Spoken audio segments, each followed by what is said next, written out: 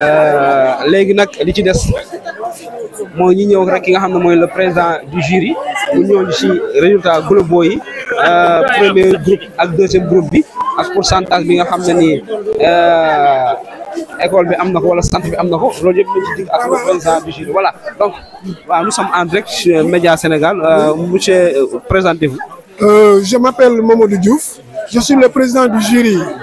C'est un seul jury, hein, le CM Mansour Sy Malick. Alors, nous avons 188 candidats, 4 absents, 6 absents plutôt, excusez-moi. Et au premier groupe, on a eu 84 admis au premier groupe et 70 candidats proposés au second groupe. Donc, qui va commencer le mercredi prochain, Inch'Allah. Comment sont déroulées de manière globale les épreuves? Vraiment dans de bonnes conditions. On n'a pas eu de cas de fraude, on n'a pas eu de problème. Ça s'est bien déroulé. Vraiment, ici, ça s'est bien passé. Du début jusqu'à la fin.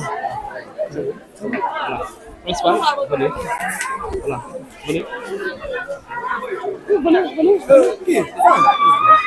Voilà, donc nous sommes en direct aussi avec le principal du CM El Hadji Mansour Sy Malick, monsieur Diakhaté, ñu ngi lay nuyu. maa ngi lay fay. Voilà, donc tey ñu doon joxe délibération résultat BFM 2025 bi fii ci école bi nan nga jàngatee résultat yi nga xam ne am na fi. waaw résultat yi nu mu ko jàngatee mooy résultat yi baax na waaw léegi daal vraiment kontaan naa ci résultat bi vu d'ensemble vraiment c'est des résultats appréciables hein, qui honorent vraiment le centre également voilà. Yéen au niveau de Mansour Sy Malick ngeen amoon 76 candidats su ma juumul résultat yi seen côté nan la tuddee. Bon résultat yi pour l'instant xam nga président du jury bi dafa ma war a jox copie pour ma étudier résultat yi mais fu mu nekk nii jotagum ko xam naa ni dafa ma waxoon ni après dana ma jox copie donc ma xool si laay mën a def jàngat dégg naa nag sama ay turu élèves foofu laa mën a yem mais mënuma la jox vraiment pourcentage bi instant bi voilà loolu daal foofu laa mën a yem daal ci wàllu résultat yi voilà xam naa ni fii ak tuuti daal daañ ko càmbar ba xam ñun luñ ci am quoi voilà. jërëjëf mu nekkoon monsieur Diakhaté le principal du CM Mansour Sy Malick bu Médina ñu ngi aussi ak monsieur Coulibaly moom aussi jàngalekat fi CM Mansour Sy Malick monsieur Coulibaly ñu bàyyi la nga nuyoo ko mbokku internet yi lay seetaan Média Sénégal. asalaamaaleykum maa ngi nuyu waa Média Sénégal. donc yow nga nekk jàngalekat fii si école Mansour Sy Malick mën nga ñu wax d'abord ban discipline ngay jàngale. Moi je suis professeur d'éducation musicale. tey nga ñëwoon teewee délibération BFM 2025 ci centre Mansour Sy Malick nan ngay d'abord sa première appréciation après délibération bi. Bon voilà, j'ai compris juste que les résultats globalement étaient très bons. Taux bi baax na mais comme il y a 3 centres c'est après ça la ñuy xool ñun Mansour Sy Malick li nga xam ne moom mooy sunu cër ci biir bi pour ñu mën a def xool ban taux la ñuy am. Mais ce qui est sûr, on a eu beaucoup de nos élèves qui sont passés au premier tour comme au deuxième tour.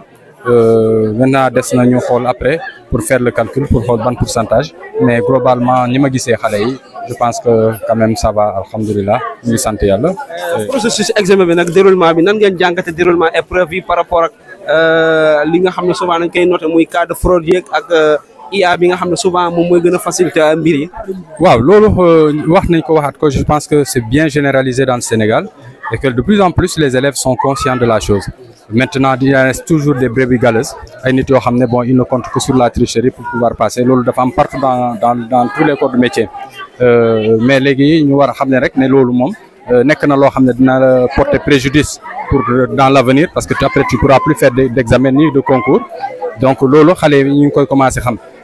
Les dispositions aussi ont été prises parce que surveillants yi ils sont très vigilants maintenant ils viennent même pas avec des portables même pour les surveillants loolu tamit lu baax la après maintenant le reste on va parler maintenant des épreuves qu'on donne aux enfants souvent épreuves yi loolu ñu ngi koy wax même au baccalauréat parce que c'est pas un concours c'est un examen c'est un test de niveau donc quand on fait un test de niveau dafa am fu ñuy war a mën a yemale xale yi quoi mais voilà on va pas le faire comme bu fekkante ne baccalauréat la il y a que l'élite qui doit passer le peuple n'est pas toujours élitiste dina am ñu aay moyen aay après ñoo xam ne ils sont voilà un peu moins doués quoi donc ñoom ñëpp dañu war a mën a am chance mais maintenant am na ay épreuves yi nga xam ne ñu ngi koy génnee di ko jox aux enfants c'est pas de l'évaluation mais c'est des cols malgré que élève bi nag war na jàng lépp mais boo ñëwee examen am na li nga xam ne dañuy coytu rek pour xool parce que lii étape la en classe de troisième par exemple étape là il va en seconde première après il fait la terminale à partir de la seconde il va pouvoir prendre ses matières de base donc élèves yi ñi ngi commencer spécialiser en attendant ñuy dem au baccalauréat donc déjà à présent dañu war a xool globalement si les enfants ont certaines aptitudes moi c'est ça la am na ñu xoolaat aussi professeur ñun ñi nga xam ne ñu ñoo jox épreuve yi ñu xool épreuve yi ñuy jox xale yi c'est pas des épreuves de colle ah c'est des épreuves d'évaluation juste quoi merci. merci donc beneen bi mooy fi ñuy tëjee rek ban conseil ngay jox xale yi nga xam ne ñoo war a def épreuve deuxième groupe bi ak ñi nga xam ne mujj ñu jàll malheureusement. waaw xam nga soo egsee deuxième tour rek loolu mooy daanaka tu es admis il te reste de petites choses à combler donc da ngay ànd ak sérénité.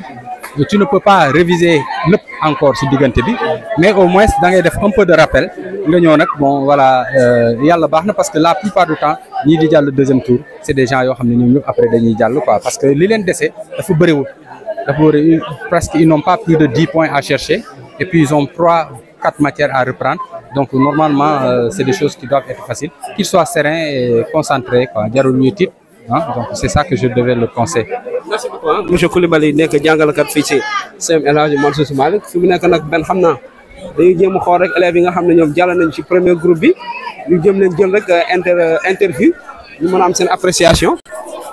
Ousseynou. mooy jàllal jàllal voilà waaw bu jëlee seen interview nga wax seen kii seen contentement voilà donc. vous êtes de l'école ñëw leen. bien waaw ñëw donc ñu ngi ak donc ñu ngi ak ki nga xam ne benn élève bu nekk école Mansour Sy Malick ñu bàyyi ko rek mu présenté wu wax ñu aussi lan la yëg gannaaw ba mu jàllee premier groupe bi non tur bi nan la. Fallou Ndiaye maa ngi jàngi école Mansour Sy Malick waaw bu ma amee BFEM bi maa ngi kontaan. année scolaire bi yàggoon na guddoon na tey ñu délibéré nga def BFEM réussir ko lan nga yëg tey. contentement ak mbégte bu bëri kay waaw di sant sama yàlla di gërëm sama yaay tamit ak ñoom. beneen bi mooy sa morom yi nga xam ne war nañ dem deuxième groupe lan nga leen di conseiller. waaw ñu jàng rek deuxième tour méttiwul xam naa ay 10 points rek ñoo leen di manqué yooyu noonu méttiwul de waaw ma leen di encouragé rek. jërëjëf Fallou ñu ngi jéem a xool keneen rek koo xam ne voilà. waaw kii voilà ñu ngi jël ak ki nga xam ne mooy madame Tina Altine Sow madame Tina mu nekk nit koo xam ne d'abord day yëngal ci milieu scolaire loolu la ko ñëpp xamee waaye aussi nekk femme boo xam ne day def yëngu ci développement local Altine ñu ngi lay nuyu di la bàyyi nga nuyu mbokk internet. maa ngi leen di fay bu bari di wax asalaamaaleykum di nuyu ñëpp di sant ñëpp di wax nag alhamdulilah yàlla suñu borom waaw ci résultat yi mu may xale yi macha allah. nga nekk surveillante fii ci école El Hadji Mansour Sy Malick lu jiitu loolu nga nekk ab jàngalekat tey bi nga déggee délibération résultat yi ban appréciation nga si njëkk a def. waaw xam nga rek xale yi moom xamuñu ne que jàng dañ koy jàng au jour le jour ils attendent toujours au dernier moment examen bi ñuy jéem a jàng alors que épreuve bi daal du acquisition yi dañ ko war a di def mais nañu sant yàlla parce que gis nañ ne que résultat yi ça va quand même avoisiné na plus de 60% sax je pense donc dina baax daal incha allah waaw. yéen au niveau de Mansour Sy Malick de manière globale ak ces résultats yi à votre niveau nan la fa tëddee. mais xam nga ne que loolu xam nga ko gis dara. on n'a pas encore fait le dispatching pour les 3 établissements qui composaient ici. waaw ñetti école ñoo fi nekkoon Mansour Sy Malick ak El Hadji Malick Sy ak Charles Baudelaire donc pareeguñu fu mu nekk nii pour mën a xam école bu nekk ban pourcentage la am. élèves yu bëri aussi war a def épreuve second groupe yi lan nga leen di conseiller tey. oui ils ont encore une journée et demie tey ci ngoon suba pour mën a xoolaat seen matières yi ñu war a def muy mathématique bi ci français bi ñoo dominé. ak seen deuxième choix bi ñuy def donc nañ leen di ñaanal rek di leen ñaax aussi nañ dem parce que ci benn révision rek yàlla mën na def nga am kon nañ dem ñu réviser waat tuuti incha allah bu te ñaanal leen daal suñ ko nos prières les accompagnent incha allah ñu am bu soobee yàlla. mu nekkoon madame Tina Altine Sow nekkale surveillante fii nga xam ne moom mooy école El Hadji Mansour Sy Malick donc doon ñëwaat un peu rek ci résultats yi nga xam ne am nañ ko fii ci centre El Hadji Mansour Sy Malick aussi ma jël suñu élèves yi ay Assane Ndoye viens venez Anta oui venez là venez voilà donc ñu ngi taxaw aussi yeneen élèves yi nekkoon fii ci école Mansour Sy Malick ñu bàyyi la nga wax ñu tur beeg sant bi. man maa ngi tudd Mamadou Seydou Bari. waaw Mamadou lan nga yëg tey ginnaaw délibération bi nga jàll premier groupe bi. man daal kontaan trop sant sama yaay bu baax lu moo ci taxaw moom bu duloo ma man xaw ma heure bi fan laa jëm daal waaw ak professeurs yi tamit am na ñaari professeurs yoo xam buñ fi nekkoon man ñaari ñoo am na conseil buñ ma jox conseil bu wala lii nii naa ko trop muy madame la baag monsieur Mal ñoom ñaar daal am benn jour dañ ma xëcc fii ñu naan ma yow da nga yàkkamti mbu lii ni boo teyee rek di nga génn normal man tam ñu appliqué li ñu wax. élèves yi nga xam ne nag jàllu ñu ngi war a def deuxième groupe bi lan nga leen di conseil ma leen di conseil daal nañ xoolaat seen lii nii daal liñ jàng te tamit bu booy bind nga bañ a tiit nga xam li ngay bind lu baax génn dem sa yoon loo rek ngay lii nii leen ak gëm yàlla donc def à part leneen dara du la yóbbu. ñu ak keneen aussi beneen élève bu nekk El Hadji Mansour Sy Malick aussi doon def BFM bi ñu bàyyi ko mu wax ñu tur beeg sant bi.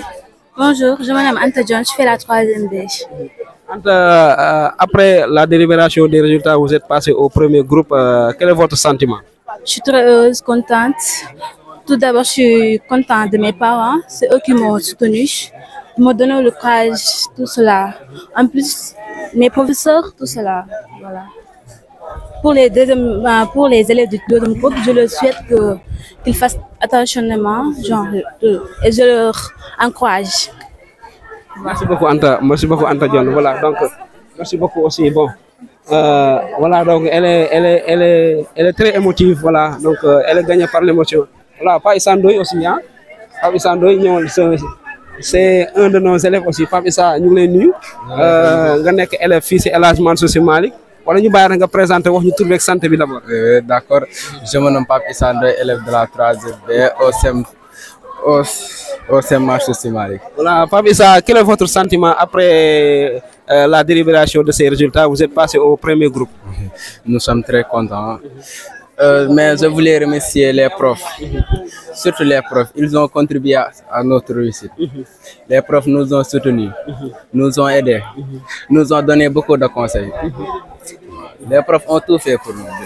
C'est nous qui sommes un peu... Voilà quoi. Mais les profs nous redressent chaque jour. Je voulais vous remercier. D'accord. Merci beaucoup, Pape Issa. Merci à vous, M. Sen. Avec Boubacar Ba.